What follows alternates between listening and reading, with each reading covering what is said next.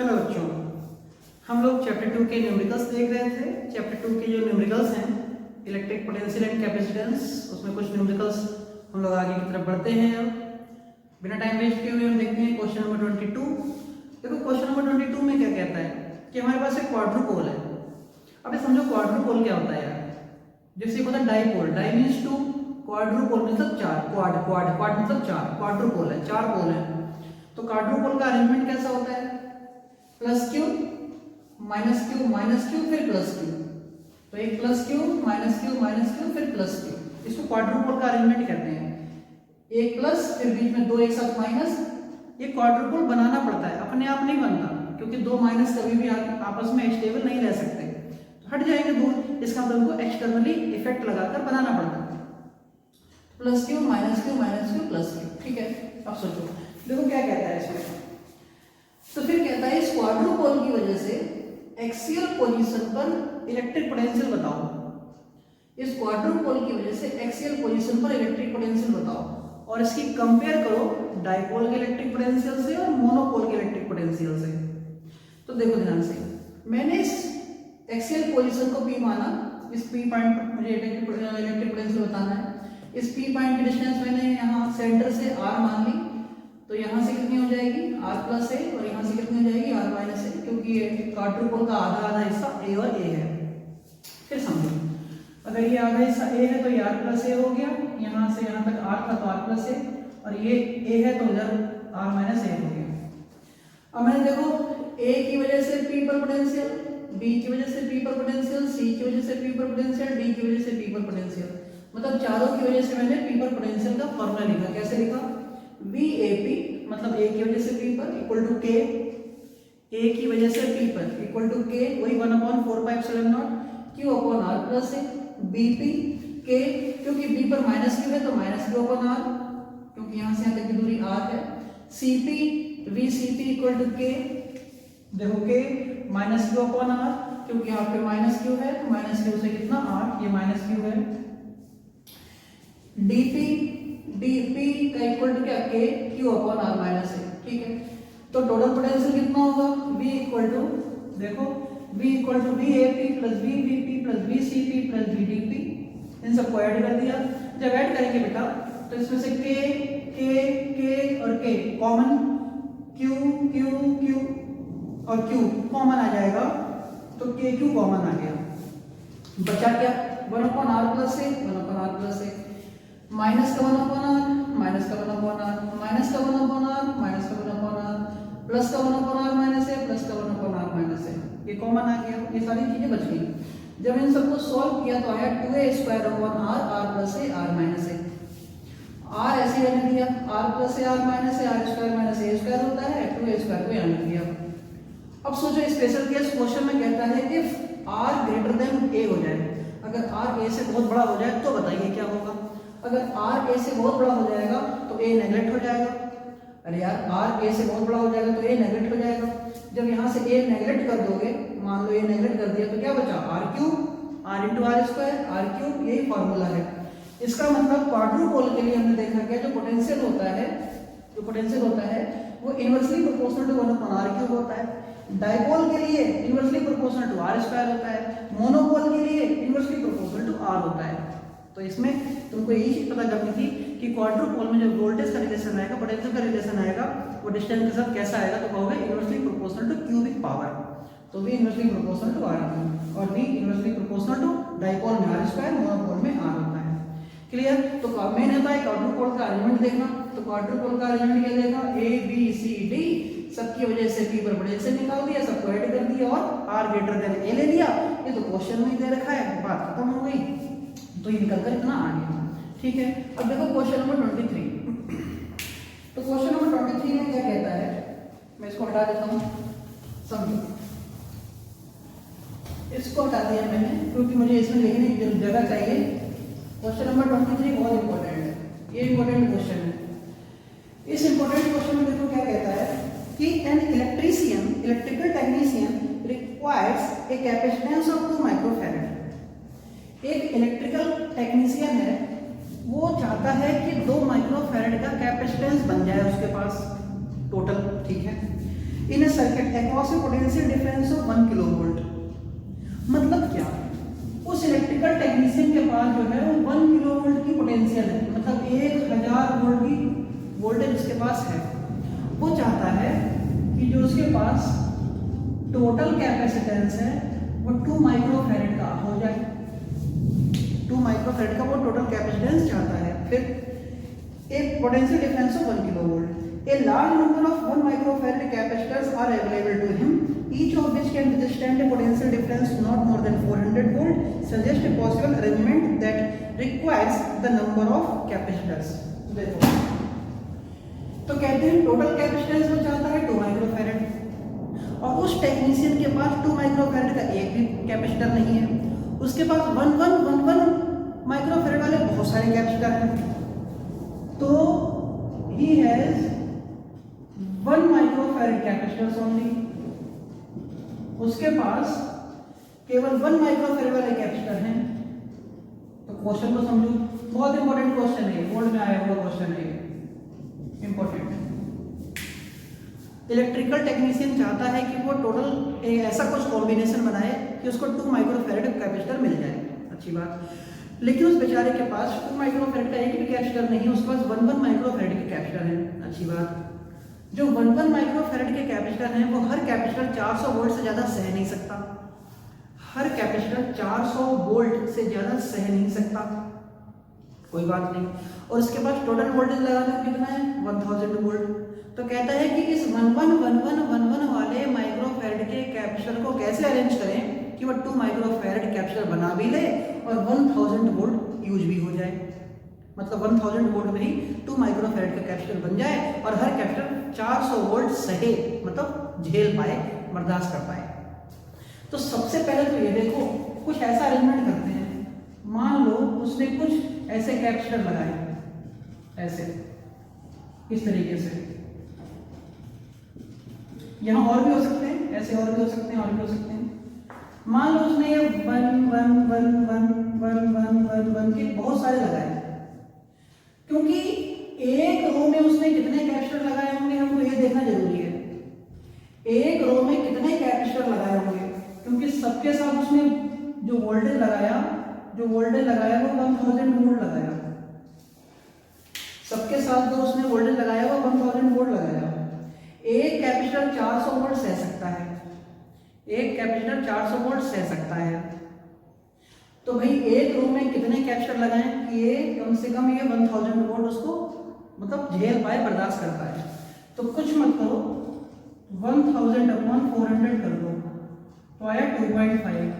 इसका small integer function ले लो, तो 2.5 से अगला नंबर क्या होगा, 3। इसका मतलब वो एक रो में, यहाँ से एक आंसर तो निकल आया कि वो एक रो में 3 कैपेसिटर से ज़्यादा नहीं लगा सकता।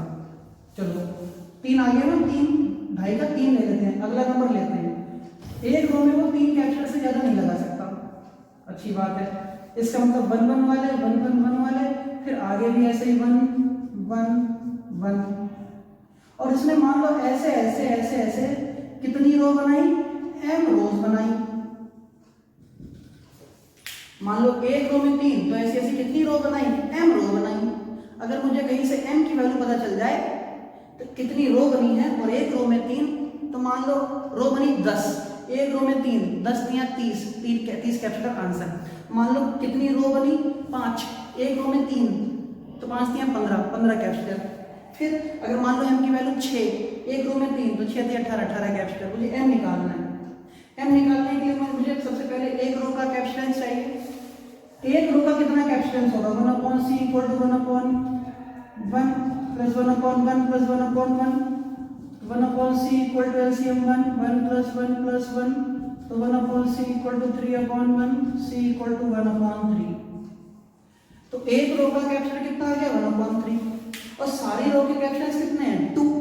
और सारी एक रो का कैपेसिटेंस 1/3, तो m रो से कितना, m × 1/3 और इक्वल टू कितना, 2। तो m इक्वल टू कितना आ गया, 6। एक रो का कितना कैपेसिटेंस है, 1/3। कैसी कितनी रो है, m रो से कितना कैपेसिटेंस होगा, m × 1/3। और सारी कैपेसिटर मिला के वैल्यू कितनी, 2। जब 2 सारी कैपेसिटर मिला के वैल्यू कितनी, तो इक्वल टू 2 2 3 6, m की वैल्यू आ गई 6। और जब m की वैल्यू 6 आ गई, एक रो में है 3 कैपेसिटर और ऐसे ऐसे 6 रो हैं, तो टोटल नंबर ऑफ कैपेसिटर कितने 18, 6 × 3। ठीक है, मैंने यही लिखा है देखो। तो number of capacitors in row 1000/400 2.5 SGF ले लिया, स्मॉल गेटेड फंक्शन इसका, तो 3। एक रो में 3 कैपेसिटर, तो एक रो की वैल्यू कितनी, एक रो की वैल्यू 1/3। ऐसी ऐसी कितनी रो है, m रो है, तो m × 1/3 टोटल कैपेसिटेंस, और एक किसके बराबर है, 2 के बराबर है, तो इक्वल टू 2, m = 6। एक में कितनी थी, एक रो में कितने कैपेसिटर थे 3, और कितनी रो आई 6, तो टोटल कैपेसिटेंस कितने 6 × 3 = 18 कैपेसिटर। आंसर। ये बहुत इंपॉर्टेंट क्वेश्चन था, जो दोनों ही क्वेश्चन थे, क्वाड्रुपल वाले और ये वाला क्वेश्चन दोनों इंपॉर्टेंट था, आप इसको जल्दी से नोट करो।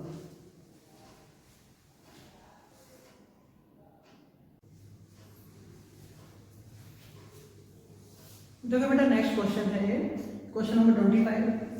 ये भी इंपॉर्टेंट क्वेश्चन है और इस तरीके के क्वेश्चंस बोर्ड में आने के चांसेस ज़्यादा रहते हैं, लेकिन हम लोगों को आना चाहिए। इस क्वेश्चन में कहता है कि सबसे पहले तो डायग्राम ये दे रखा था, देखो C1 दे रखा है 100 पिकोफैरेड का, C2 दे रखा है 200 पिकोफैरेड का, C3 200 पिकोफैरेड, C4 100 पिकोफैरेड। यहाँ बैटरी लगा दी 300 वोल्ट की। तो सबसे पहले क्वेश्चन समझ लो क्या है। क्वेश्चन में इसमें हमसे कुछ बातें पूछता है। क्वेश्चन में हमसे क्या क्या बातें पूछता है, क्वेश्चन में हमसे पहले पूछता है कि इस पूरे सर्किट का टोटल कैपेसिटेंस बताओ। इस सर्किट का टोटल कैपेसिटेंस बताओ, पहली बात। दूसरी बात ये पूछता है सर्किट में जितने भी कैपेसिटर लगे हैं उन सारे कैपेसिटर में कितना कितना वोल्टेज जाएगा, सब पर इंडिविजुअल वोल्टेज बताओ। तीसरा, हर कैपेसिटर के ऊपर चार्ज कितना जाएगा, इंडिविजुअल चार्ज बताओ। तो 3 बातें सीखनी है। सबसे पहला, हर कैपेसिटर पर, अच्छे से समझना बच्चों ध्यान से, न्यूमेरिकल को ध्यान से सीखा करो। हर कैपेसिटर पे हमको टोटल, पहले तो सबका पूरा पोटेंशियल कैपेसिटेंस बताना है सर्किट का। कैपेसिटेंस बताने के बाद हर कैपेसिटर का वोल्टेज बताना है, और हर कैपेसिटर का वोल्टेज बताने के बाद हर कैपेसिटर के ऊपर चार्ज बताना है। सही है।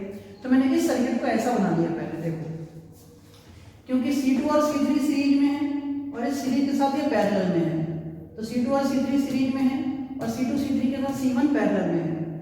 जो C4 है वो वोल्टेज के साथ जुड़ा है और यहाँ तार टूटा हुआ है, इसका मतलब ये इन सबके साथ सीरीज में है बाहर, तो इन सबके साथ ये C4 सीरीज में है।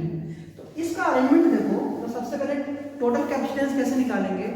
टोटल कैपेसिटेंस निकालने का मतलब सबसे पहले इन दोनों को सीरीज, फिर ये पैरेलल, फिर सब सीरीज। तरीका देखो। तो हम टोटल कैपेसिटेंस निकाल रहे हैं, तो सबसे पहले निकाल रहे हैं 1/C23, ये दोनों सीरीज में है। और कैपेसिटर की खासियत होती है कि सीरीज में ये पैरेलल जैसा सॉल्व होता है। तो 1/C23 equal to 1/200 plus 1/200, LCM कितना 200, 1 + 1 2/100, 1/100 हो गया। तो C23 की वैल्यू आ गई 100 और ये पिकोफैरेड, तो लिख दिया मैंने कितना पिकोफैरेड। पिको का मतलब होता है 10⁻⁻12, तो 100 पिकोफैरेड। ये आ गया C23। अब मैं निकालूंगा C123। C123 देखो 1 भी है, 2 भी है, 3 भी है। इन सबको सॉल्व करके आया 100 और इन दोनों के साथ ये है पैरेलल में, तो पैरेलल को कैसे सॉल्व करते हैं, ऐड कर देते हैं। C123 कितना 100 + 100 इक्वल टू 200 पिकोफैरेड। ये आ गया C123। अब ये 4 वाला ले लेंगे, तो C123 4। देखो ध्यान से, अब क्या ले लेंगे हम 1/C123 क्योंकि इन सबकी वैल्यू मिलकर कितनी है 200 और इनके साथ ये कैसा है सीरीज में, तो सीरीज में ऐसे उल्टा ऐड करते हैं। तो 1/100 प्लस 1/200, तो 1/C123 इक्वल टू एलसीएम 200, 2 + 1, तो 1/C123 इक्वल टू 3/200, तो C123 इक्वल टू 200/3 पिकोफैरेड। ये हमारे पास क्या आ गया, ये टोटल कैपेसिटेंस आ गया। पहले इन दोनों को सीरीज, इनके साथ ये पैरेलल, फिर सबके साथ ये सीरीज सॉल्व हो गया। तो पहला आंसर तो ये आ गया, ये रहा पहला आंसर। दूसरे आंसर में क्या पूछता है, दूसरे आंसर में पूछता है सबके ऊपर अलग अलग वोल्टेज बताओ। भैया सबके ऊपर अलग अलग वोल्टेज हम तब बता पाएंगे जब सबका हमको टोटल चार्ज पता होगा। टोटल चार्ज, तो टोटल चार्ज देखो, टोटल चार्ज का फॉर्मूला होता है Q equal to C V. Q equal to क्या होता है सी वी।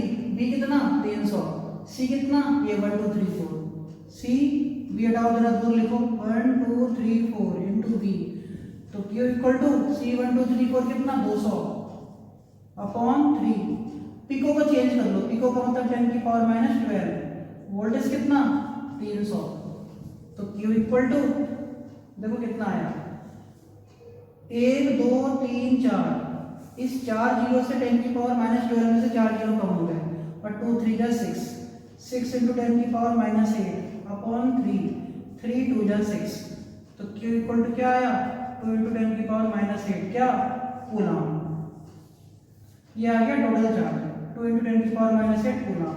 चलो ये आ गया। अब सोच के देखो इस पूरे सर्किट में इतना चार्ज जा रहा है, जब ये चार्ज यहां से निकला होगा तो सबसे पहले यहां पहुंचा होगा इस C4 पर, इस C4 पर कितना चार्ज पहुंचा होगा, इतना चार्ज पहुंचा होगा 2 10 की पावर माइनस 8, और C4 की वैल्यू है कितनी 100, तो C4 का वोल्टेज कितना, वोल्टेज का फॉर्मूला होता है मैंने लिखा V4 मतलब वोल्टेज ऑन 4, तो V इक्वल टू फॉर्मूला होता है Q अपॉन C, तो C की जगह C4, Q की वैल्यू कितनी 2 इंटू 10 की पावर माइनस 8, C4 की वैल्यू कितनी 100, पिको का मतलब 10 की पावर माइनस 12, तो 2 इंटू 10 की पावर माइनस 8 इंटू 10 की पावर 12 अपॉन 100, तो V4 इक्वल टू कितना 2 इंटू 10 की पावर 4 अपॉन 100, तो सॉल्व किया तो 2 इंटू 100 इक्वल टू 200 वोल्ट।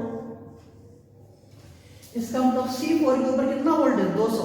सोच के देखो टोटल वोल्टेज है 300, 300 में से 200 यही खर्च हो गया, इसका मतलब इन सब के ऊपर कितना आया होगा 100। यार 300 वोल्टेज तुम्हारा टोटल है, 300 में से 200 यहाँ खर्च हो गया, तो इन सब के ऊपर कितना बचा होगा 100।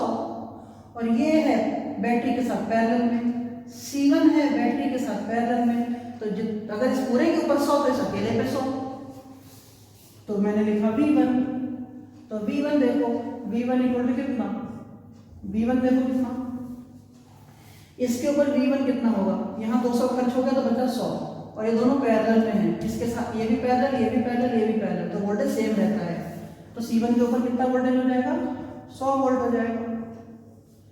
अब 100 वोल्ट जब इस पे हो गया तो इन दोनों पे भी 100 होगा, मतलब 100 होगा, इन दोनों की वैल्यू सेम है, जब इन दोनों की वैल्यू सेम है तो वोल्टेज आधा आधा बढ़ जाएगा, तो V2 equal to V3 equal to 50 volt and 50 volt.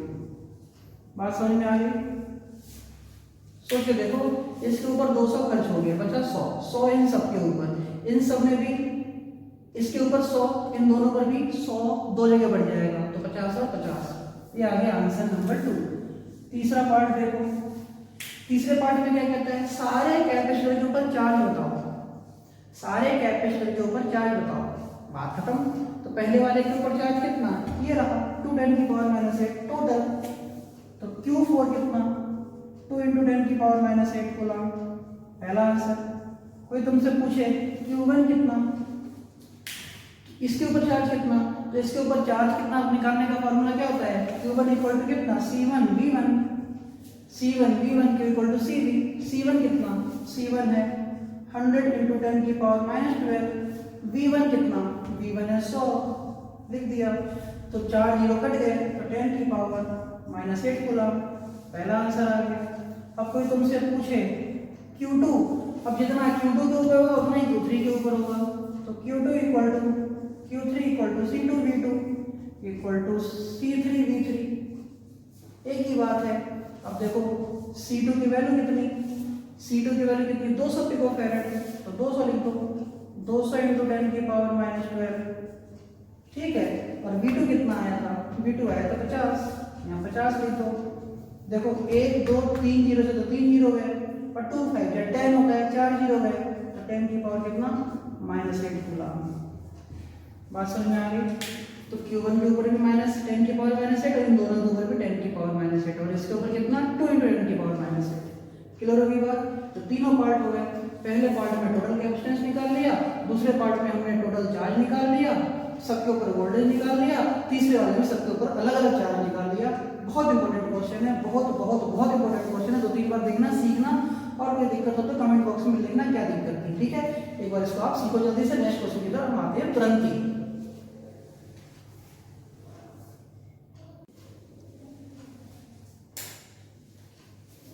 देखो बेटा, क्वेश्चन नंबर 26 है।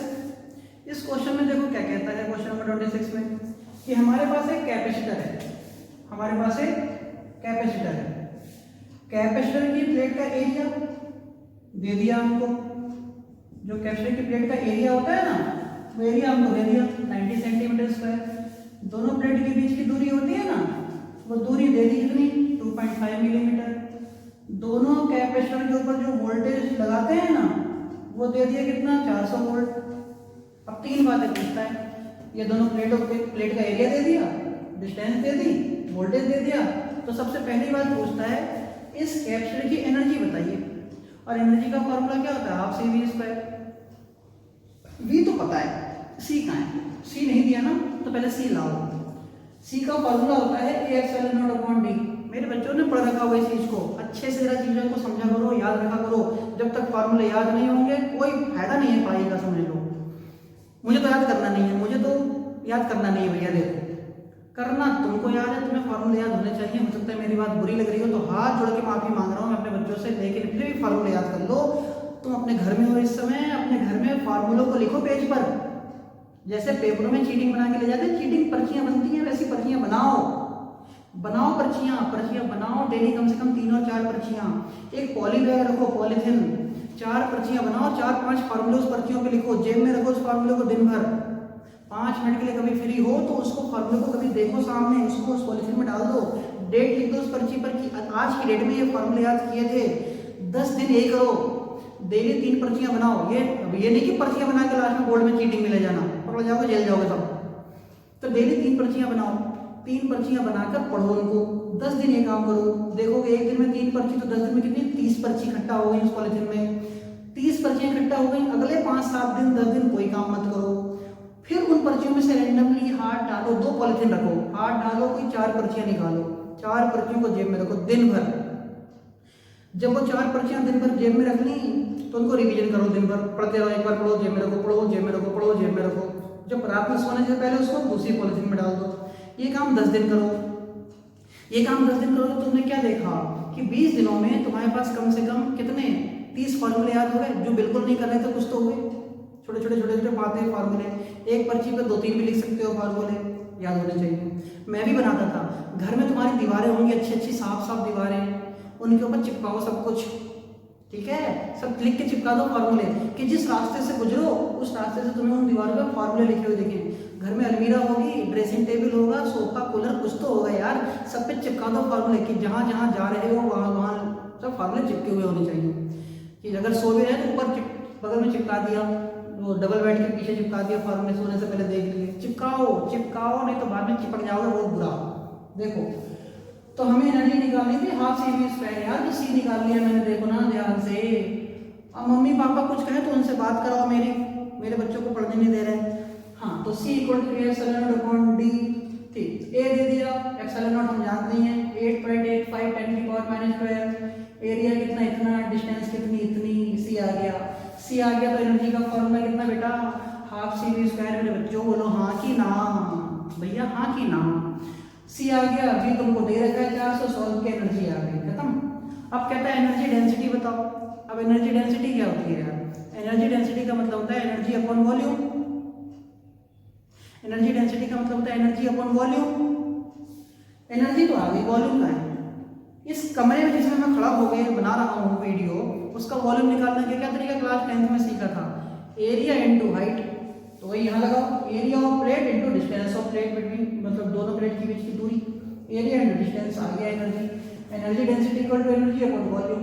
एनर्जी ये रही, वॉल्यूम मतलब एरिया इनटू डिस्टेंस। एनर्जी ये रही, एरिया दे रखा है, डिस्टेंस दे रखा है, सॉल्व कर दिया, एनर्जी आ गई डेंसिटी। एनर्जी डेंसिटी 0.113 जूल पर मीटर क्यूब, खत्म। अब कहता है जब एनर्जी डेंसिटी आ गई तो इसका रिलेशन भी समझाओ। इसका रिलेशन समझाओ कैसा होता है, कैसी दिखती है एनर्जी डेंसिटी, मीठा लगती है खाने में, कड़वा लगती है खाने में। तो एनर्जी डेंसिटी निकालूंगा मैं, देखो ध्यान से कैसे भाई। एनर्जी डेंसिटी का फॉर्मूला कितना, half C V square upon A into D. बढ़िया, एक सी की वैल्यू रखो तो हाफ सी की वैल्यू रखो तो A epsilon naught upon D into V square upon A into D. A से ए गया, ये डी नीचे आएगा, डी नीचे आएगा, डी स्क्वायर हो गया तो 1/2 epsilon naught V square upon D square. सोचो V square upon D square, और इलेक्ट्रिक फील्ड का फॉर्मूला होता है वी अपॉन डी।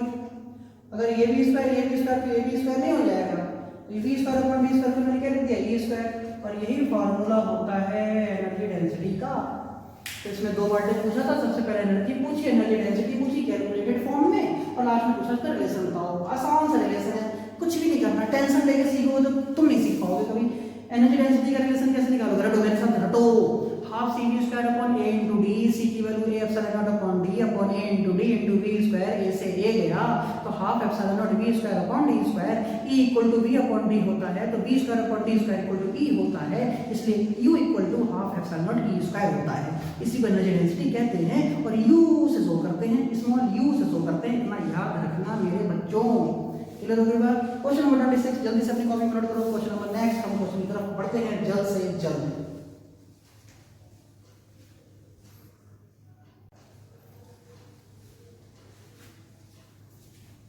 देखो बेटा, क्वेश्चन नंबर 27 पे आते हैं। इस क्वेश्चन नंबर 27 में देखो क्या कहता है कि हमारे पास एक 4 माइक्रोफैरेड का कैपेसिटर है। इंपॉर्टेंट क्वेश्चन है, इंपॉर्टेंट। अगर मैं किसी बात को बोल रहा हूँ, इंपॉर्टेंट अगर मैं किसी बात को बोल रहा हूँ तो इंपॉर्टेंट ही मान लेना एक बार, है नहीं। अपना दिमाग लगाना मत शुरू कर देना, अपना दिमाग बाद में लगाना जब पढ़ना शुरू कर दो।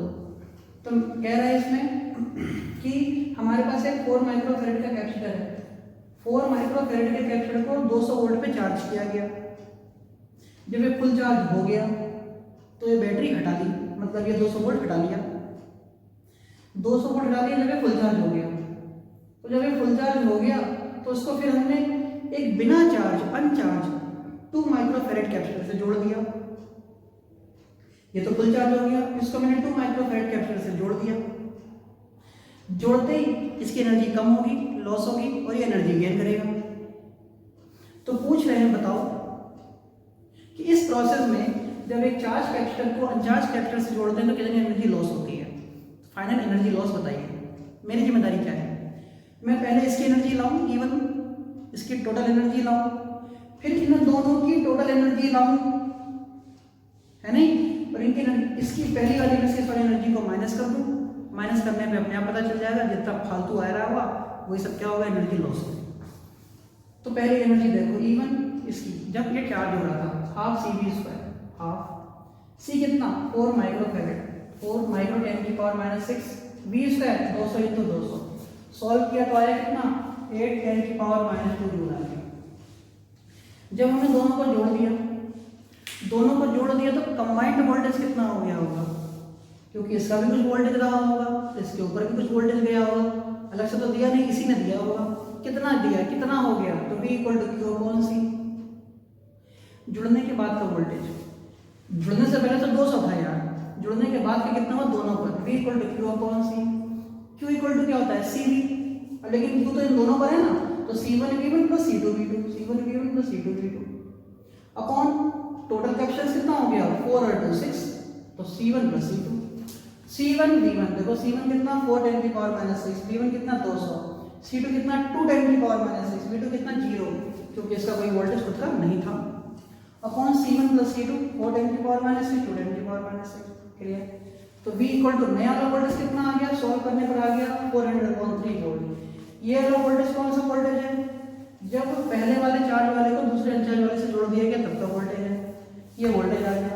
अब सोचो ना यार, हमें वोल्टेज पता चल गया, हमें दोनों का टोटल कैपेसिटेंस पता है, तो नई वाली एनर्जी क्या होगी, हाफ C1 स्क्वायर नहीं खाली C1 plus C2 into V square, C1 plus C2 क्योंकि दोनों इसमें जुड़े हुए हैं। V स्क्वायर कौन सा, नया वाला voltage, half C1 plus C2 कितना 6 10 की पावर माइनस 6, क्योंकि 4 और 2 6, तो 6 10 की पावर माइनस 6 400/3 और 400/3, सबको सॉल्व किया तो आया 5.33 10 की पावर माइनस 2। ये आ गया नया वाला एनर्जी, ये आ गई पुरानी एनर्जी। लॉस कितना, पुरानी वाली में से नई वाली को माइनस कर दो तो आ गया 2.67 10 की पावर माइनस 2 जूल एनर्जी का खर्चा। देखो सबसे इंपॉर्टेंट बात यहाँ क्या थी, इसकी एनर्जी निकालना इंपॉर्टेंट नहीं है, इनकी एनर्जी निकालना भी इंपॉर्टेंट नहीं है। सबसे इंपॉर्टेंट बात यहां आती है कि इनके ऊपर वोल्टेज कितना। बस जिस बच्चे ने ये स्टेप सीख लिया ना, केवल ये वाला स्टेप सीख लिया ना, इस क्वेश्चन की जान नहीं है कुछ भी, खत्म कहानी। बस इन दोनों के ऊपर वोल्टेज निकालना आना चाहिए। Voltage equal to Q upon C. अब क्यू क्या, C1 V1 plus C2 V2, सी क्या C1 प्लस C2। ये पार्ट जीरो हो जाएगा क्योंकि V2 हमने कुछ दिया ही नहीं था, अनचार्ज था, वोल्टेज लगाया ही नहीं था। तो ये अपॉन ये दोनों, ये अपॉन ये दोनों, सॉल्व हो गया। उसके बाद तुम जानते हो सी वी स्क्वायर, सी कितना C1 plus C2 into V square. करो मेरे बच्चों, क्वेश्चन नंबर 27 अच्छा क्वेश्चन है, करना सीखना अच्छे से। एक क्वेश्चन अपनी तरफ से दे देता हूँ। इस 4 की जगह मैंने ले लिया 25 पिकोफैरेड, इसको मैंने चार्ज किया 500 वोल्ट पे, तो मैंने इसको 25 वाले को, 25 पिकोफैरेड वाले को मैंने जोड़ दिया 15 पिकोफैरेड वाले से। तो बताओ एनर्जी लॉस कितनी, एनर्जी लॉस कितनी? कमेंट बॉक्स में आंसर चाहिए मुझे। 4 की जगह हो गया 25, 200 की जगह हो गया 500, 2 की जगह हो गया 15 पिकोफैरेड। लॉस बताओ, बिल्कुल सेम लॉस है। इसकी लाओ, इन दोनों का वोल्टेज लाओ, इन दोनों की एनर्जी लाओ, पुरानी में से नई एनर्जी माइनस कर दो, आंसर आ जाएगा। तो it very fast my dear, इसको जल्दी से करो। मैं अगले क्वेश्चन को तुरंत बताता हूं आप लोगों को, इसको जल्दी से करो।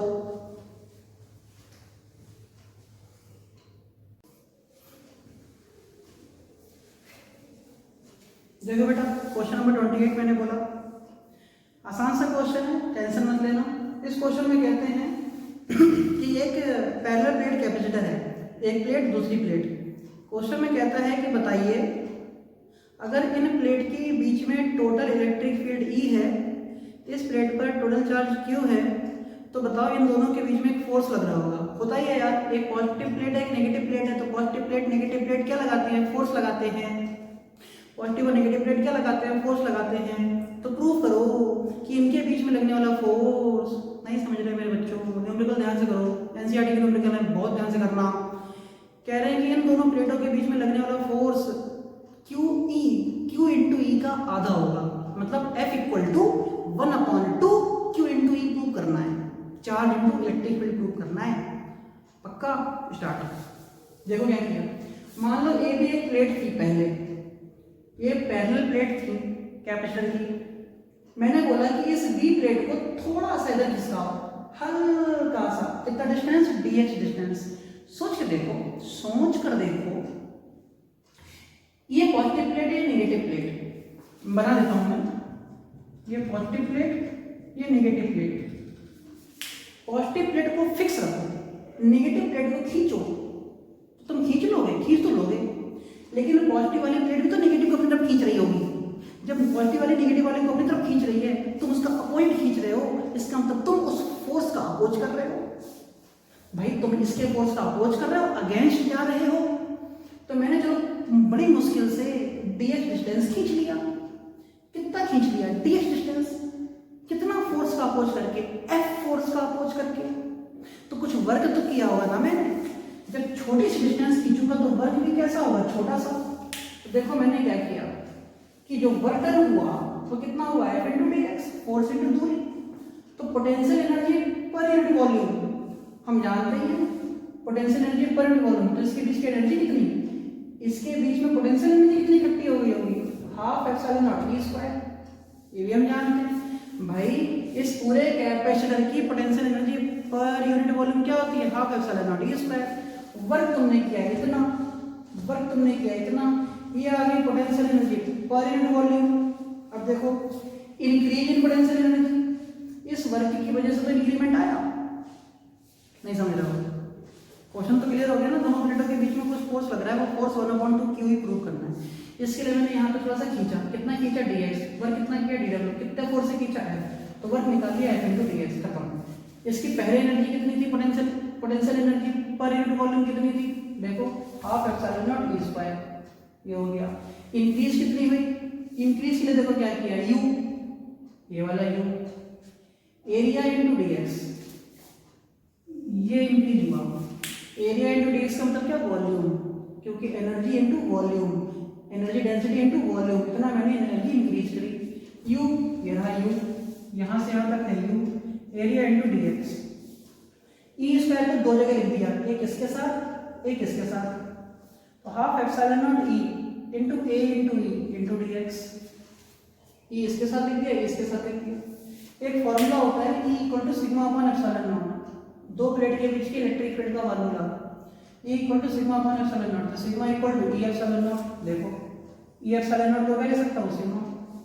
एक फॉर्मूला होता है sigma equal to charge upon area, charge upon area, तो सिग्मा इनटू एरिया को क्या लिख सकता हूँ क्यू। एक तो आ गया, ये दोनों मिला के सिग्मा, और सिग्मा इनटू एरिया को क्या लिख सकता हूँ क्यू। इसको लिख सकता हूँ सिग्मा, और जब ये सिग्मा बन जाएगा तो सिग्मा इनटू एरिया को क्या लिख दूंगा क्यू। लिख दिया देखो 1/2 सिग्मा इनटू एरिया, और सिग्मा इनटू एरिया को क्या लिख दिया मैंने क्यू। तो देखो क्या आ गया half Q E DX. Equation number 2, equation number 1, equation 1 और 2 को बराबर रख दो। f इंटू डी एक्स बराबर half Q into into D X, D X हट गया, f equal to half Q E. हो गया प्रूफ, आसान। कह रहे हैं the factor 1/2 is there because the plates are being moved against an average value e/2। कह रहे हैं कि 1/2 फैक्टर आया है, जो 1/2 फैक्टर आया है वो फैक्टर किस चीज को बता रहा है, जो हम फोर्स लगा रहे हैं वो एक एवरेज वैल्यू e/2 के अगेंस्ट लगा रहे हैं, वो फैक्टर 1/2 ये बता रहा है। मतलब जो फोर्स हम लगा रहे हैं वो इलेक्ट्रिक फील्ड का अपोज करता हुआ लगा रहा है उसके अंदर अंदर। तो 1/2 क्या है कि एवरेज वैल्यू है, वो एवरेज वैल्यू बताती है तुमने कितना अपोज किया इलेक्ट्रिक फील्ड का अपोज करते हुए, मतलब इंटरनल फोर्स का अपोज करते हुए। तो ये 1/2 उसकी वजह से हो गया। जो फोर्स लगता है वो QE/2 हो जाता है एवरेज वैल्यू के हिसाब से, कि एवरेज वैल्यू में तुमने कितना अपोज किया है। क्लियर हो गई कि इलेक्ट्रिक फील्ड के एवरेज वैल्यू के साथ तुमने कितना अपोज किया है, तो वही फैक्टर 1/2 यहाँ दिख जाता है। फैक्टर 1/2 प्लस से यहाँ इसीलिए दिख जाता है कि तुमने एवरेज वैल्यू के साथ कितना अपोज किया। क्लियर, नोट करो। नेक्स्ट क्वेश्चन की तरफ पढ़ते हैं।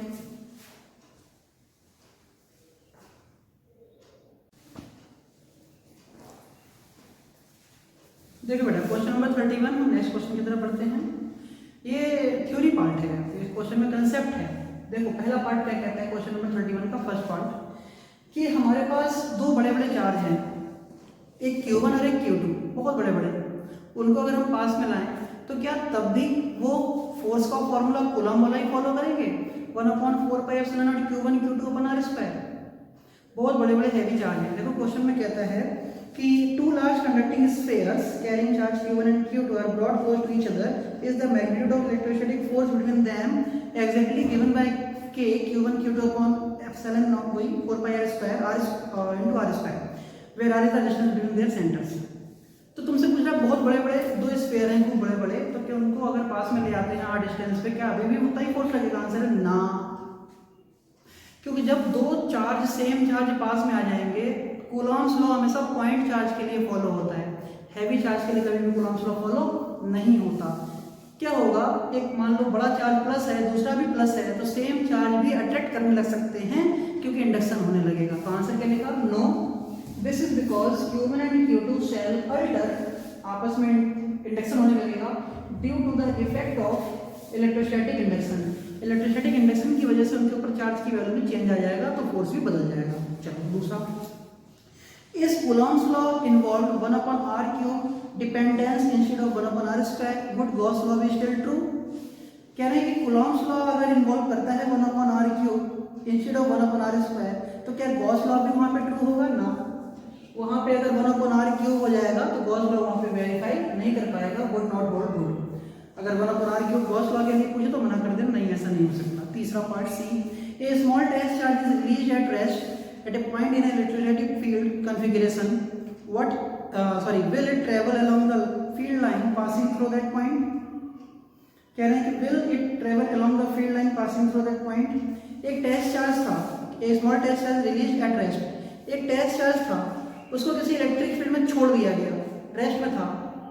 दिमाग लगाओ, एक टेस्ट चार्ज रेस्ट में है, यहाँ रेस्ट में, यहाँ पॉजिटिव प्लेट, यहाँ नेगेटिव प्लेट लगा दी, यहाँ से इलेक्ट्रिक फील्ड लगी, ये टेस्ट चार्ज पॉजिटिव था, इस पॉजिटिव टेस्ट चार्ज के ऊपर लगा फोर्स, यार रुके हुए चार्ज के ऊपर फोर्स लगेगा तो वो चलने नहीं लगेगा और उसी लाइन में चलेगा जिस लाइन में इलेक्ट्रिक फील्ड जा रही होगी।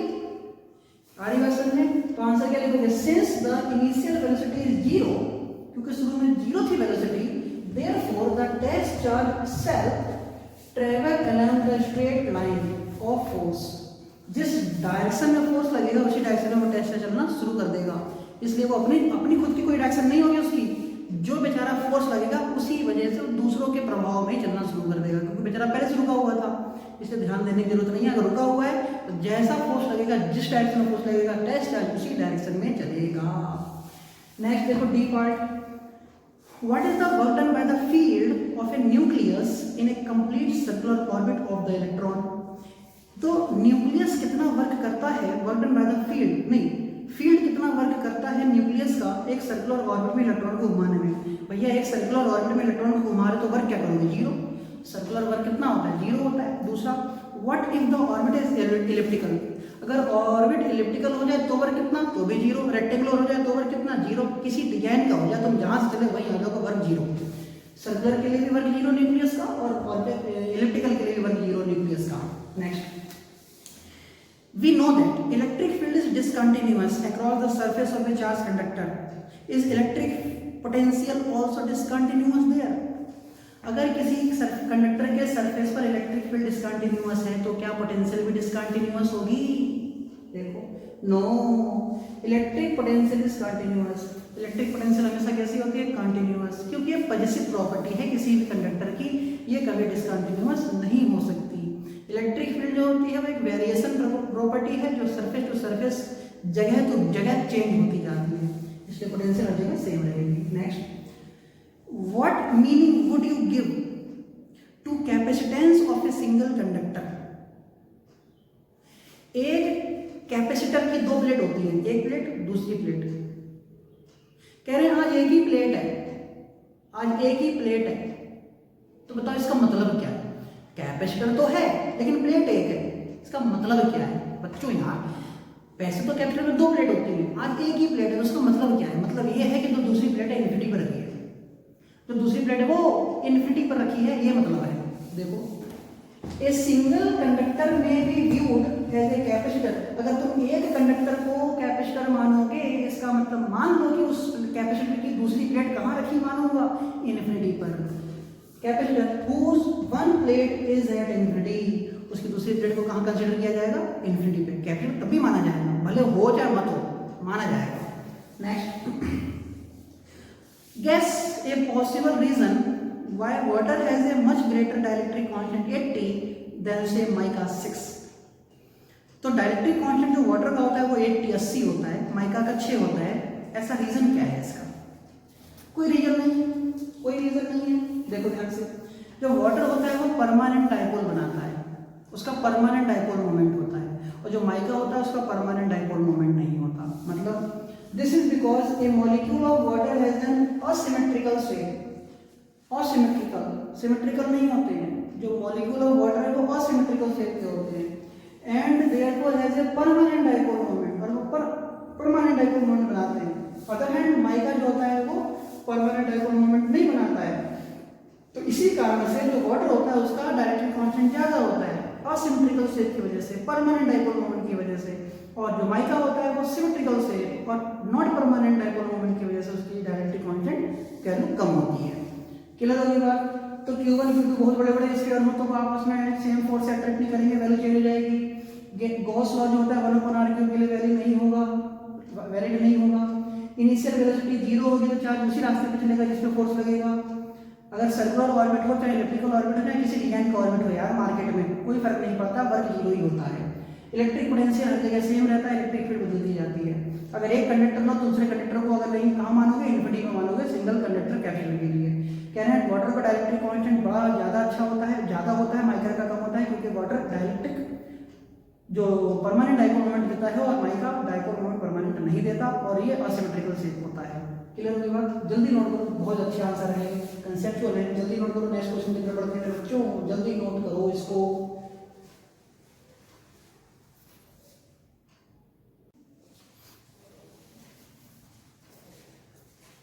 हेलो बच्चों, देखो बेटा क्वेश्चन नंबर 33 क्वेश्चन भी इंपॉर्टेंट क्वेश्चन है, थोड़ा अच्छा क्वेश्चन है ये।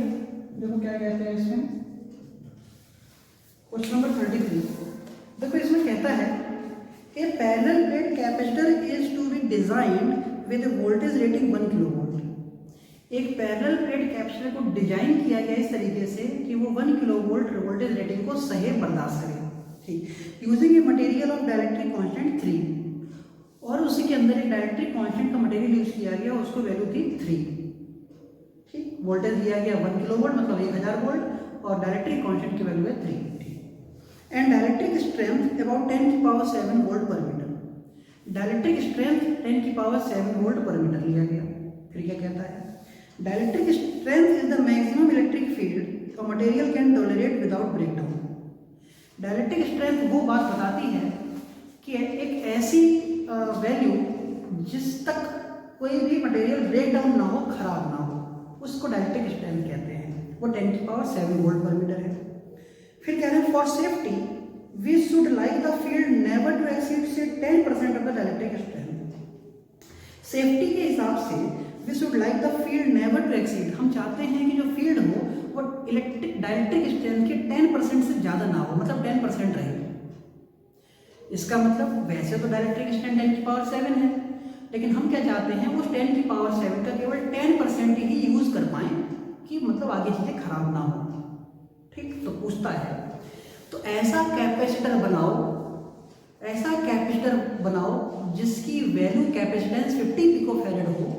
तो ऐसे कैपेसिटर का एरिया, प्लेट का एरिया क्या होगा, चीज़ों को समझो। तो तुमसे कहा गया कि एक हमारे पास एक जिसे कहा जाए कैपेसिटर है। कैपेसिटर इस तरीके का है जो वोल्टेज टॉलरेट कर सकता है 1000 वोल्ट। उसके अंदर डाइलेक्ट्रिक भरा, डाइलेक्ट्रिक की वैल्यू है 3। फिर क्या है डाइलेक्ट्रिक स्ट्रेंथ, फील्ड स्ट्रेंथ है 10 की पावर 7 वोल्ट पर मीटर। ये सब कुछ है। सेफ्टी के हिसाब से हम चाहते हैं कि जो फील्ड स्ट्रेंथ है उसका केवल 10% यूज करें हम, बस 10%। तो उस कैपेसिटर का एरिया कितना होगा, जो उस इलेक्ट्रिक फील्ड के स्ट्रेंथ का 10% यूज करता हो, डाइलेक्ट्रिक 3 हो, वोल्टेज 1000 हो और कैपेसिटेंस 50 पिकोफैरेड हो। तो इस तरीके के कैपेसिटर का एरिया क्या होगा, एरिया बताना है। तुमको क्या दिया है, फील्ड स्ट्रेंथ का 10%, तुमको क्या दिया है, डाइलेक्ट्रिक कांस्टेंट, तुमको दिया है वोल्टेज। तो बताइए कि वो एरिया क्या होगा। देखो, since the electric field strength is not to exceed 10% of the dielectric strength, जो इलेक्ट्रिक फील्ड स्ट्रेंथ है वो 10% से ज्यादा ना हो, मतलब 10% हो। वैल्यू है कितनी, 10 की पावर 7, मांगा 10%, तो ई निकाल लो 10% ऑफ 10 की पावर 7 मतलब 10 की पावर 6 वोल्ट पर मीटर। ये ई की वैल्यू आ गई, जरूरत पड़ेगी इसकी। क्यू इक्वल टू क्या होता है, सी बी। सी कितना दे रखा है, 50 पिकोफैरेड, तो 15 × 10 की पावर -12 सी पता है। वोल्टेज कितना सह सकता है, वो 1000 वोल्ट, तो 10 की पावर 3। तो चार्ज कितना आ गया, चार्ज आ गया 50 × 10 की पावर -9, चार्ज आ गया 50 × 10 की पावर -9। ई की वैल्यू आ गई, क्यू की वैल्यू आ गई। सी देखो क्या होता है, सी का फॉर्मूला होता है के ए एप्सिलॉन नॉट अपॉन डी, जानते ही हैं डाइलेक्ट्रिक वाला। C इक्वल टू के ए एप्सिलॉन नॉट अपॉन डी। मुझे यहाँ से के पता करना है, सॉरी ए पता करना है, के पता है, डी नहीं पता है, C पता है, एप्सिलॉन नॉट पता है, डी नहीं पता है। तो डी हटाने के लिए देखो क्या क्या करूँगा मैं। तो देखो तरीका क्या लिखा मैंने, C को मैंने लिख दिया Q अपॉन V, C को मैंने लिख दिया Q अपॉन V, ये ऐसे ही छोड़ दिया के ए एप्सिलॉन नॉट अपॉन डी। खुश, V को यहाँ भेज दिया, V को फिर मैंने यहाँ भेज दिया, तो Q इक्वल टू V के epsilon not a by D. खुश, और जो V अपॉन डी होता है वो E होता है। V अपॉन डी क्या होता है, E होता है। क्लियर। तो देखो अगर इसके बाद में एक स्टेप और लिख दूं तो Q इक्वल टू हो जाएगा E के एप्सिलॉन नॉट ए अपॉन कुछ नहीं। अगर मैं V अपॉन डी को E लिख दूं तो E के एप्सिलॉन नॉट ए हो गया। और मुझे क्या निकालना है, A निकालना है। देखो A equal to Q upon E के एप्सिलॉन नॉट, E के epsilon naught, Q 50 picofarad, K 3 epsilon naught, ये एप्सिलॉन नॉट, E ये रहा E 10 की पावर 6। सबको सॉल्व कर दिया, ये एरिया आ गया 18.8 10 की पावर 2, सॉरी 18.8 सेंटीमीटर स्क्वायर। समझ गए ना।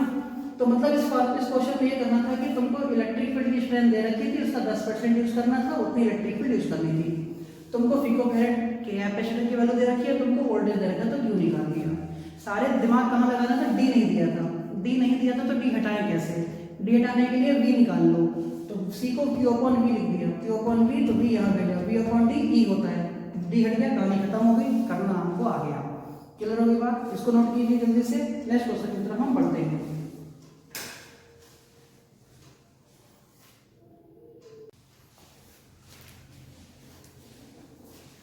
चलो बच्चों, क्वेश्चन नंबर 36 देखते हैं। 36 में कहता है a small sphere of radius r1, एक स्फीयर है जिसकी रेडियस कितनी है r1, एक स्फीयर है, कैसा है, small sphere of radius r1 and charge q1, charge इसके ऊपर q1 है, is enclosed by a spherical shell of radius r2, एक बड़ा सा शेल है, उसकी रेडियस कितनी है r2 और चार्ज कितना है q2 है। मतलब एक अंदर स्फीयर है, उसकी रेडियस r1 है, चार्ज q1 है, बाहर एक बड़ा सा स्फीयर है, शेल खोखला, उसकी रेडियस r2 है, चार्ज q2 है। तो पूछता क्या है, show that if q1 is positive, तो शो करो कि अगर q1 पॉजिटिव है, charge will necessary flow from the sphere to the shell, तो चार्ज हमेशा सेल स्फीयर से सेल की तरफ मूव करेंगे, कब, जब इनको वायर से जोड़ दिया गया है, इनको वायर से जोड़ दिया गया है, no matter what the charge q2 on the shell is. अगर मैं इसको किसी वायर से जोड़ दूं तो चार्ज हमेशा स्फीयर से सेल की तरफ फ्लो करेंगे, स्फीयर से सेल की तरफ फ्लो करेंगे, उससे फर्क नहीं पड़ता कि q2 कितना है सेल के ऊपर। क्वेश्चन ये कहता है कि एक स्फीयर है, स्फीयर की रेडियस r1 है, चार्ज q1 है, बड़ा सा एक सेल है, उसकी रेडियस r2 है, चार्ज q2 है। अगर स्फीयर और सेल को जोड़ दिया जाए तो चार्ज हमेशा स्फीयर से सेल की तरफ, अंदर से बाहर की तरफ फ्लो करेंगे, उससे कोई फर्क नहीं पड़ता कि बड़े वाले पर चार्ज कितना था। होता क्या है, गॉस लॉ फॉलो होता है। देखो होता क्या है, it follows from Gauss law, ये गॉस लॉ से आता है कैसे, that the field between the sphere and the shell, क्योंकि जो स्फीयर और सेल के बीच जो इलेक्ट्रिक फील्ड है वो सिर्फ कौन से चार्ज की वजह से है, अंदर वाले q1 चार्ज की वजह से, क्योंकि ये पॉजिटिव है, क्योंकि ये पॉजिटिव है। इस पॉजिटिव की वजह से बड़े वाले स्फीयर के अंदर वाले सरफेस पर नेगेटिव आ जाएगा। देखो भाई आ जाना, अंदर वाले स्फीयर के पॉजिटिव चार्ज की वजह से बाहर वाले स्फीयर के अंदर वाले सरफेस पर नेगेटिव आ जाएगा। तुमने यहाँ जोड़ दिया तार, तो चार्ज कहाँ फ्लो होगा, पॉजिटिव से नेगेटिव की तरफ फ्लो होने लगेगा। लिख दिया वही, between the spheres, the field between the spheres and the cell is determined by the q1 alone। जो अंदर की फील्ड है, इलेक्ट्रिक फील्ड है, वो खाली q1 की वजह से है, q2 तो बाहर है। So the potential difference between, तो potential difference between the sphere and the cell is independent of q2। इसलिए इस स्फीयर और सेल के बीच में जो पोटेंशियल डिफरेंस है वो q2 पे डिपेंड नहीं करता, क्योंकि इलेक्ट्रिक फील्ड किसने दी, q1 ने दी। इलेक्ट्रिक फील्ड जिसने दी तो पोटेंशियल डिफरेंस तो यार उसी ने दी होगी, उसी की वजह से होगी, तो q2 क्या कर लेगा वहां पर। इलेक्ट्रिक फील्ड दे रहा है q1, पोटेंशियल डिफरेंस देगा q2, ये कहां से आ गया, बिना मतलब का मेहमान। इलेक्ट्रिक फील्ड दे रहा है q1 तो पोटेंशियल डिफरेंस भी q1 की जिम्मेदारी है, इसलिए q2 बेचारा कुछ नहीं कर पाएगा। इसी कारण से if q1 is positive the potential difference will also be positive. अगर q1 पॉजिटिव है तो पोटेंशियल डिफरेंस भी कैसा होगा, पॉजिटिव होगा, और चार्ज हमेशा छोटे से बड़े की तरफ फ्लो करेंगे, क्योंकि इलेक्ट्रिक फील्ड q1 ने दी तो पोटेंशियल डिफरेंस भी q1 की वजह से होगा। q2 खाली मुंह देखता रह जाएगा, बाहर खड़ा खड़ा कुछ नहीं कर पाएगा। क्लियर होगी बात। इसलिए फर्क नहीं पड़ता q2 की वैल्यू कितनी भी हो, q1 से ज्यादा ही क्यों ना हो, चार्ज हमेशा छोटे से बड़े स्फीयर की तरफ चलते हैं पोटेंशियल डिफरेंस की वजह से, और पोटेंशियल डिफरेंस दिया किसने, इसलिए चार्ज ने भेजा। क्लियर होगी बात, नोट कर लो।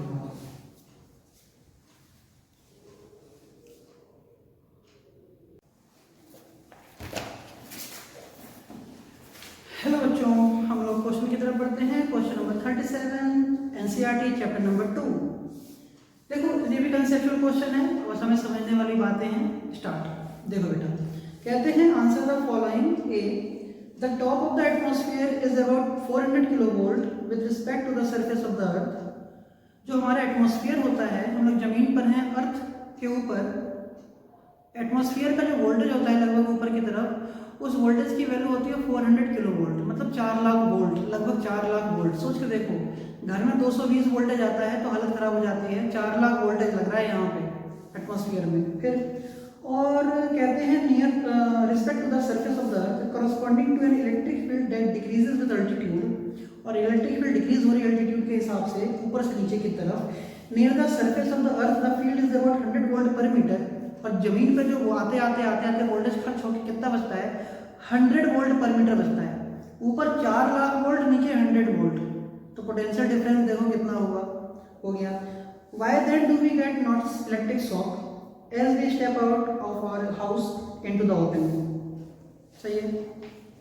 तो तुमसे कह रहे हैं इतना ज़्यादा पोटेंशियल डिफरेंस है, एटमॉस्फेयर में लगभग 1800 एम्पियर करंट चलती है, घर में जो करंट आ रही है वो 15, 20, 25, 30 एम्पियर आती है। सोच के देखो 1800 एम्पियर चल रही है एटमॉस्फेयर में, हमें इलेक्ट्रिक शॉक नहीं लगता। बेटा इलेक्ट्रिक शॉक इसलिए नहीं लगता क्योंकि जो अर्थ का सरफेस है हम अर्थ पे ही अटैच हैं। अर्थ के अटैच का मतलब ये नहीं कि हम अर्थ पे सटे हुए हैं, अर्थ पे हैं या 10 मंजिले बिल्डिंग पर हैं, हमें एटमॉस्फेयर में शॉक क्यों नहीं लगता?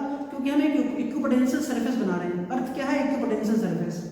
अर्थ जब इक्विपोटेंशियल सरफेस है तो हमारी बॉडी भी उस अर्थ के साथ आ गई, तो हमारी बॉडी भी उसी एटमॉस्फेयर के साथ इक्विपोटेंशियल कंडीशन बना रही है।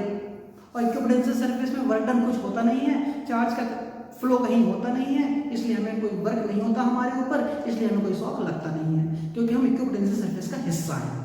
क्लियर? वही मैं लिखा देखो, earth and our body constitutes an equipotential surface, so we cannot feel electric shock. हम दोनों मिलकर इक्विपोटेंशियल सरफेस में ही हैं, बना रहे हैं, फील है हम लोगों का वैसा, इसलिए हमको कोई करंट नहीं लगता। दूसरा पार्ट देखो, A man fixes outside his house one evening 2 meter high insulating slab carrying on its top a large aluminum sheet of 1 meter square area. Will he get an electric shock if he touches the metal sheet next morning? कहते हैं कि एक आदमी ने इतना ऊंचा एक लकड़ी का ब्लॉक रखा, टुकड़ा तख्ता, उस लकड़ी के टुकड़े के ऊपर एल्यूमिनियम की सीट रख दी जमीन पे बाहर रात में। सुबह उठ के गया, अब एल्यूमिनियम की सीट को छुएगा तो बताओ उसको इलेक्ट्रिक शॉक लगेगा? भाई वो कैपेसिटर बन जाएगा। कैसे बन जाएगा? एल्यूमिनियम की प्लेट, बीच में लकड़ी ब्लॉक, नीचे पृथ्वी। एल्यूमिनियम की प्लेट पॉजिटिव चार्ज को शो करेगी, लकड़ी है इंसुलेटर, बीच में अर्थ कैसे नेगेटिव, तो उस पॉजिटिव और नेगेटिव की वजह से कैपेसिटर बन जाएगा और इलेक्ट्रिक शॉक उसको लग सकता है। Yes, the seat, the earth and the slab, seat, earth और स्लैब तीनों मिलकर, देखो सीट, अर्थ और स्लैब तीनों मिलकर कॉन्स्टिट्यूट्स ए कैपेसिटर। कैपेसिटर बना लेंगे। The seat gets charge, seat charge हो जाएगी by the discharging current of 1800 ampere, क्योंकि एटमॉस्फेयर में कितनी करंट चल रही है? 1800 एम्पियर, इतनी करंट चल रही है, इसकी वजह से वो कैपेसिटर चार्ज हो जाएगा। 1800 ampere coming down from the stratosphere, और जो सारी जो घटनाएं होती हैं कहाँ होती है? स्ट्रेटोस्फीयर में। वोल्टेज में be high enough to get a shock, तो इतना वोल्टेज इसका हो जाएगा, इतना चार्ज हो जाएगा कि तुम्हें झटका दे सकता है, शॉक दे सकता है। तो घर के आगे एक लकड़ी का टुकड़ा लो, ब्लॉक लो, उसके ऊपर एल्यूमिनियम की सीट रखो, रात में रख दो, दो दिन छोड़ दो यार, रात में रख के दिन में छोड़ दो, तुम्हें झटका लगेगा। फिर सी पार्ट देखो क्या कहते हैं। सी पार्ट में कहते हैं the discharging current in the atmosphere due to the small conductivity of air is known to be 1800 ampere on an average over the globe. Why then does the atmosphere not discharge itself completely in due course of and become electrically neutral? In other words, what keeps the atmosphere charge? लगातार atmosphere तो discharge होना चाहिए ना। कह रहे हैं कि atmosphere कभी डिस्चार्ज क्यों नहीं होता? कहने का मतलब ये है कुल मिला के, एटमॉस्फेयर में कभी चार्ज खत्म क्यों नहीं होते? इसलिए नहीं होते। The atmosphere is continuously being charge, atmosphere लगातार चार्ज होता रहता है। कैसे? थंडरस्टॉर्म, थंडरस्टॉर्म से एंड लाइटनिंग बोल्ट्स। देखो बिजली चमकती है, एक बार बिजली चमकी तो लाखों करोड़ों वोल्ट बहुत भयंकर एनर्जी निकलती है। तो थंडरस्टॉर्म की वजह से और लाइटनिंग बोल्ट्स की वजह से कभी एटमॉस्फेयर डिस्चार्ज नहीं हो पाता। ऑल ओवर द ग्लोब ये सब जगह चलता रहता है। This maintains an equilibrium with the discharge of the atmosphere in ordinary weather condition. और इस चीज को ये किसी भी कंडीशन में, वेदर कंडीशन में क्या होता है? डिस्चार्ज होने से रोकता है, प्रिवेंट कर पाता है। ये लाइटनिंग और थंडरस्टॉर्म। नेक्स्ट देखो क्या कह रही है। What are the forms of energy into which the electrical energy of the atmosphere is dissipated during the lightning? जब बिजली चमकती है तो उसकी एनर्जी किस फॉर्म में खर्च होती है? ये भी कोई कहने की बात है। हीट के फॉर्म में खर्च होती है, लाइट के फॉर्म में खर्च होती है, साउंड के फॉर्म में खर्च होती है, ये सारी चीजों के फॉर्म में खर्च होती है। अब जाहिर सी बात है, तुमने देखा होगा आज वहाँ बिजली गिरी, अरे तुम अगर मार्केट में निकले हो, तुम्हारे पर बिजली गिर गई तो तुरंत चिकन तंदूरी बन जाओगे, कोई फर्क नहीं पड़ता, मसाला डालो खा लो, काम खत्म, कुछ नहीं बचता अगर मेरे ऊपर बिजली गिर जाए तो बस वैसे के वैसे रह जाएंगे, बिल्कुल केकड़ा बन के, कुछ नहीं बचता। पेड़ के ऊपर गिर जाए पेड़ खत्म हो जाता है, घर के ऊपर गिर जाए घर एकदम दीवारें चटक जाती है, सब बर्बाद हो जाता है अगर भयंकर बिजली गिर जाए तो। क्लियर होगी बात? तो पहली बात क्या, अर्थ और हमारी बॉडी के बीच में एटमॉस्फेयर की वजह से शॉक नहीं लग सकता। क्यों नहीं लग सकता? क्योंकि हम एक तरीके से इक्विपोटेंशियल सरफेस बना रहे हैं कंबाइंड होकर। दूसरा, एक सीट है एल्यूमिनियम की, लकड़ी का टुकड़ा और पृथ्वी मिलकर आपस में क्या कैपेसिटेंस बना लेते हैं, शॉक लगेगा, हाँ साफ लगेगा, क्योंकि एटमॉस्फेयर की वजह से वो चार्ज हो गया। फिर कह रहे हैं कि एटमॉस्फेयर में कभी डिस्चार्ज क्यों नहीं होता, क्योंकि लाइटनिंग और थंडरस्टॉर्म की वजह से लगातार चार्ज प्रोड्यूस होते रहते हैं। और आगे चीज पूछ रहे हैं तुमसे, वो किस फॉर्म में होते हैं, हीट, साउंड और लाइट के फॉर्म में होते हैं। तो ये question number 37, this is the final question of the chapter number 2 of the electric potential and capacitance of the NCERT. Now we are going to move in the forward next first chapter numericals. अभी आप इसको करो, रटो, अच्छे से सीखो। Okay, thank you.